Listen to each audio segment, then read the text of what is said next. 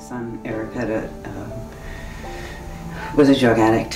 He had an emergency appendectomy, and the doctor had given him a prescription for Vicodin. I later learned from his friends after he had passed away that it's marked the beginning of his road to addiction.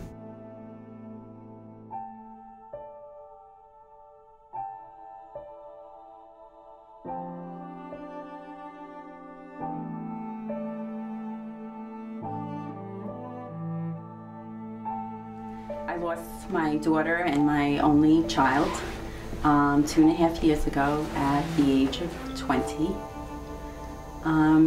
She struggled with depression for about 7 years, from the age of 13 on.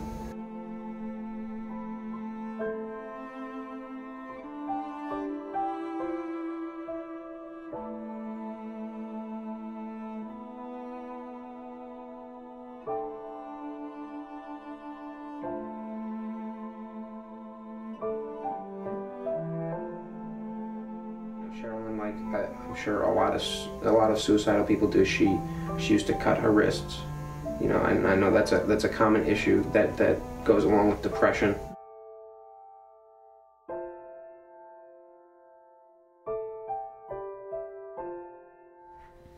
Started when I was, I guess, about 21, 22 years old. I was depressed at the time because I wasn't doing well in school. I didn't have a direction.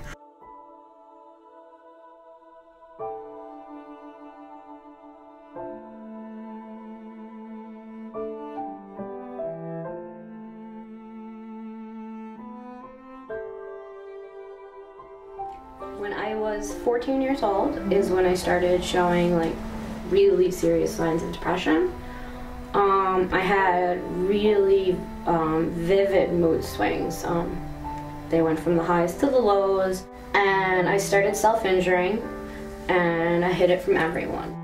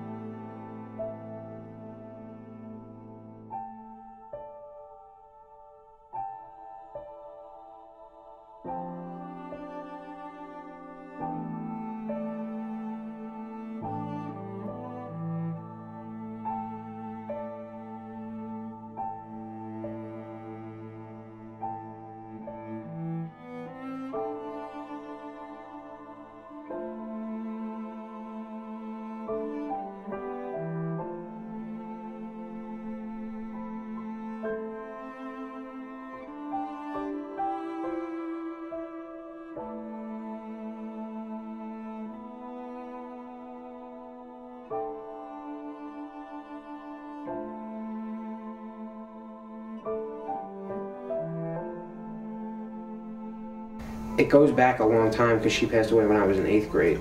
So, you know, between 4th and 8th grade, she was in and out of different facilities. She wasn't always home.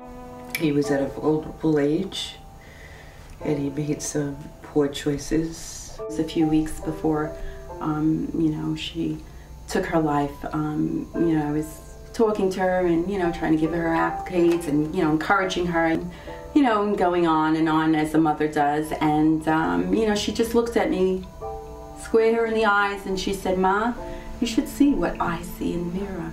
And that just like hit me right in the, like, that her pain is so great, and that she doesn't see all her goodness, she doesn't see all her qualities, all her talents. You know, my son was an addict. He died a very tragic death. You know, I don't keep it a secret that he committed suicide.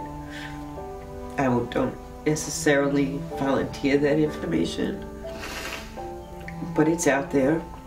People who are close to us know what happened. I blame his addiction for his death more than I do the act of hanging himself. My senior year is actually when I had my first suicide attempt. And I wound up in the hospital for a week.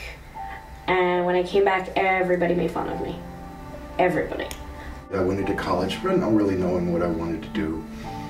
failed out of one semester, went to another college, local community college, failed out of that one, went to a third college for 2.5 or a year and a half, failed out of that. It wasn't working for me. You know, she used to fight with my parents all the time, and she had done so many different, you know, medications. She was on so many different medications. Her legacy, the dreams, everything that you had for your child was just, you know, lost. Really, for no reason. No reason, you know. I don't find peace in visiting my son in the cemetery. I don't find peace in never being able to argue with him again. I would give anything to argue with him again.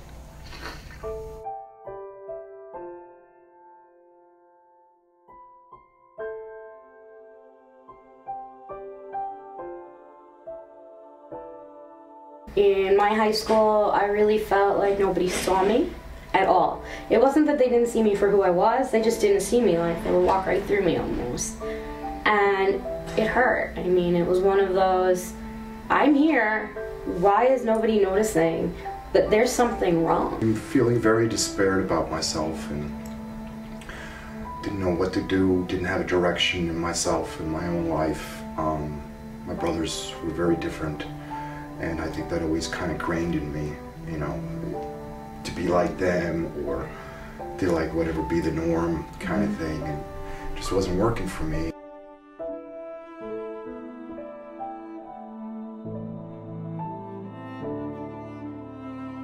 You know, I'm practically screaming here with these mood swings, and people are laughing and they think it's funny. And when you're that depressed, I felt like, okay, I can just curl up in my room and nobody's gonna notice. It never gets easier. It doesn't get easier, you know. The pain is always there, you know. You know, she took our heart with her. Because I kind of just really asked myself, do I want to live and try again and push through life and push through these hurdles that I had for my own self and create something for me, or do I just want to bail out, just totally bail out completely out of life? She never knew quite what she wanted sexually. She was, you know, one day she was straight, one day she was a lesbian, the next day she was both. Who knows? I honestly never knew, because when she took her life, she was kind of in two relationships, one with a guy and one with a girl, which is partially what I think, you know, sent her over the edge.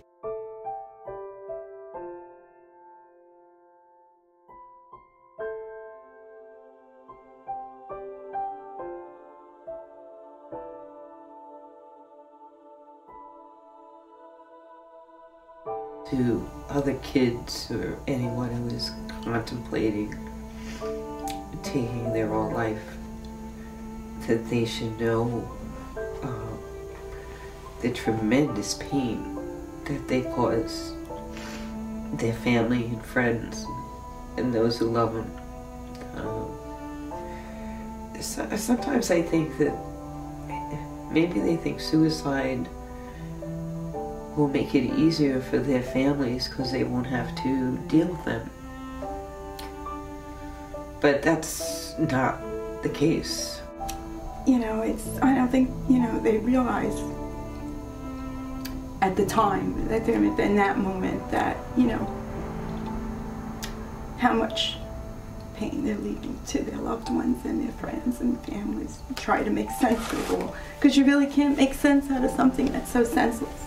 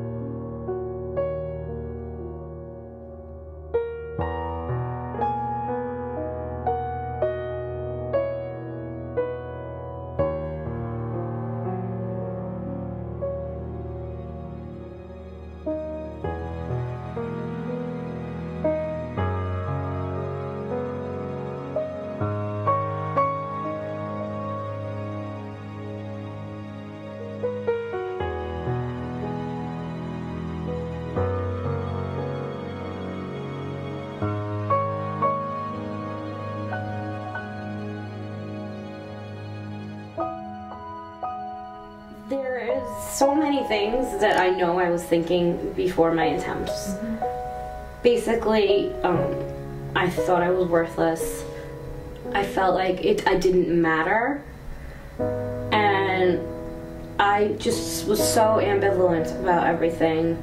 I just didn't care anymore.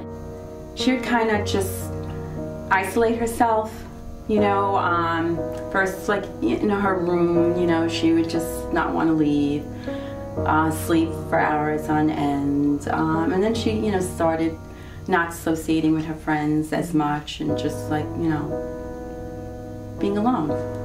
His friends were starting to get concerned about his behavior. For me, it was just not a willingness to do anything. Outwardly signs, it's kind of hard to say. I've never really been around too many people that have kind of been that way. I only know from my own inner perspective, and I haven't had an outside perspective to say what was I showing. He was becoming paranoid. People were after him. His life just, you know, was not going the way he had imagined. He had lost his license, and to him that was like the most devastating thing, losing his license. He would ride around on a bicycle, and unfortunately people would make fun of him. You know, I guess in some respect it was some degree of bullying involved, which only made his situation worse.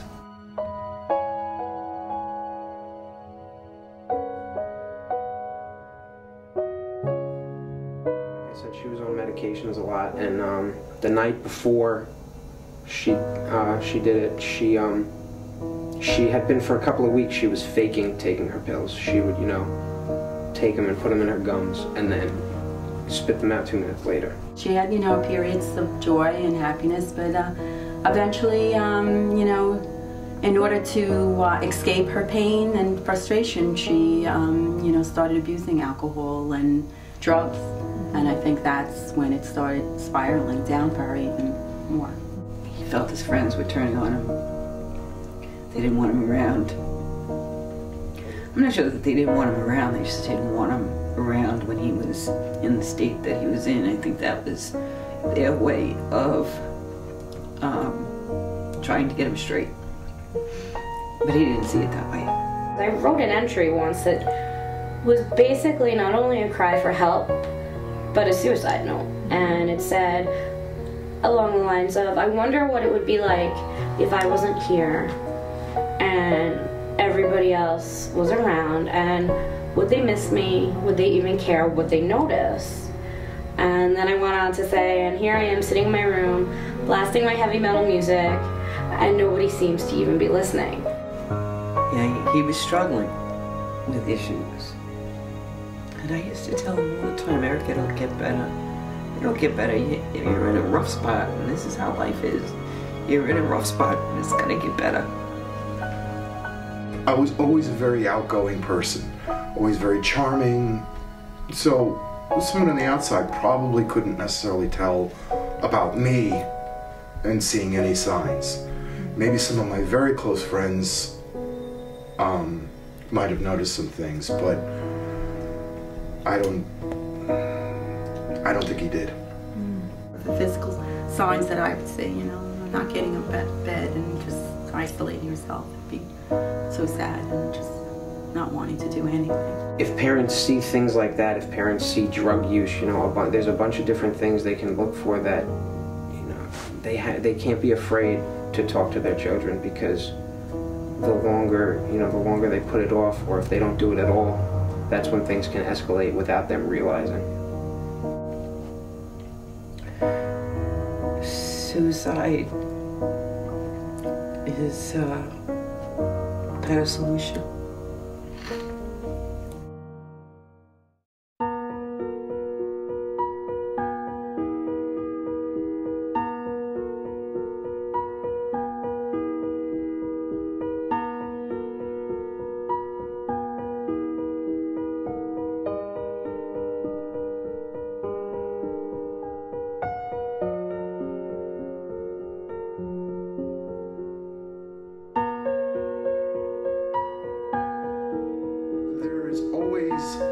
possibility out, or there's always a difference. Somewhere I learned along the way, there is no such thing as a problem that is unsolvable. It's not there. It's not in our world.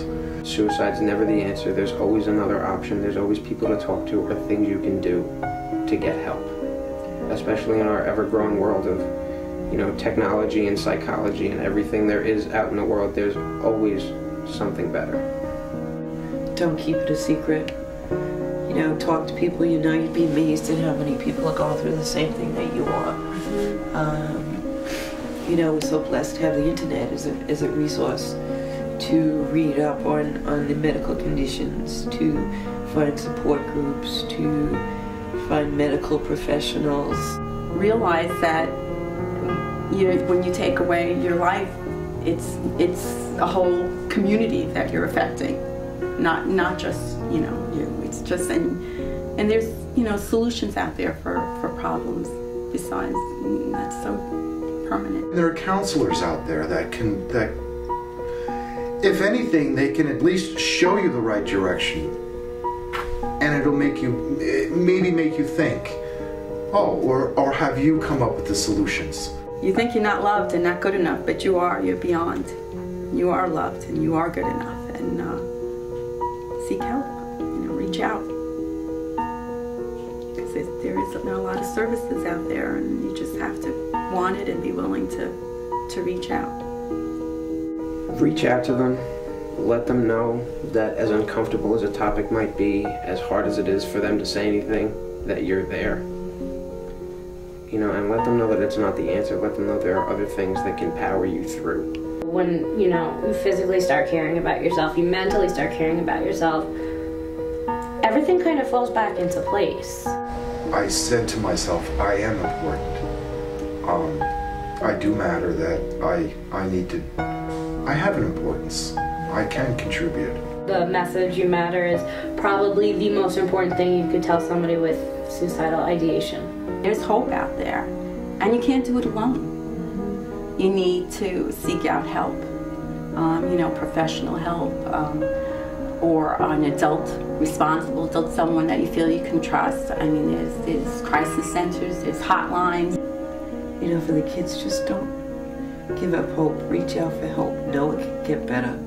She was my best friend, she was my sister, and nothing can replace that. Just like, you know, just like a grandparent or a parent, nothing's going to replace them. Things can make it better, but it's never going to be exactly the same. The one thing you have is hope. It's a part of you. I can't tell you it's going to get better right now or tomorrow, but I'm going to tell you that if you stick around, which is what everybody will want, and you're willing to work really hard, it's gonna come back. You know, you're gonna feel okay in the end.